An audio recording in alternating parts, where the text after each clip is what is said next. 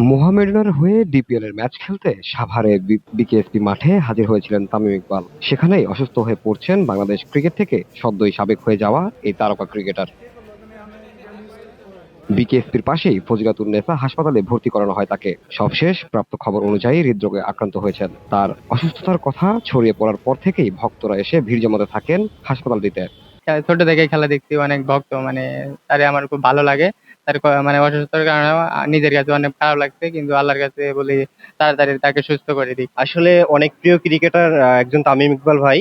তার জন্য আসলে সব সময় সুস্থতা কামনা করি, আবারও সে আগের মতো সুস্থভাবে আমাদের মাঝে ফিরে আসুক। এছাড়াও তারেক রহমানের নির্দেশনায় ছুটে আসেন তামিম ইকবালকে দেখতে গাজীপুর মহানগর বিএনপির সভাপতি শওকত হোসেন সরকার। তামিম এই বিশ্বব্যাপী এই ক্রিকেটকে বাংলাদেশকে সেখানে একটি সম্মানজনক স্থানে পৌঁছে দিয়েছে তার নেতৃত্বে, টিম প্রধান হিসাবে এই বাংলাদেশের এই ক্রিকেটকে। সেই জন্য আমরা মনে করি যে এখানে আমাদের ভারপ্রাপ্ত চেয়ারম্যান জনাব তারেক রহমান, আমাদের প্রয়াত যে কুকু সাহেব, তিনিও এই খেলা প্রিয় মানুষ ছিলেন। তিনি এই খেলাকে সবসময় গাইডলাইন দিয়েছেন এবং খেলার পিছনে তিনি শ্রম দিয়েছেন। সেই সৃষ্টি হলো আমাদের তামিম।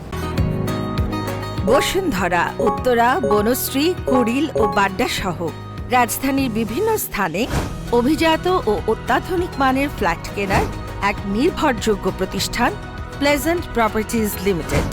তাই আপনার স্বপ্নের আবাসনের জন্য আজই যোগাযোগ করুন। Pleasant properties limited, where destiny matches eventually. এদিকে তামিমের জন্য দোয়া চেয়ে সামাজিক মাধ্যমে পোস্ট করছেন তার জাতীয় দলের সতীর্থ পেসার তাসকিন আহমেদ, অলরাউন্ডার মেহেদী হাসান মিরাজ, লিটন দাস ও সাবেক অধিনায়ক মাশরাফি বিন মুর্তজাও। জামিল হোসেন জিতু, ভিওডি বাংলা, ঢাকা।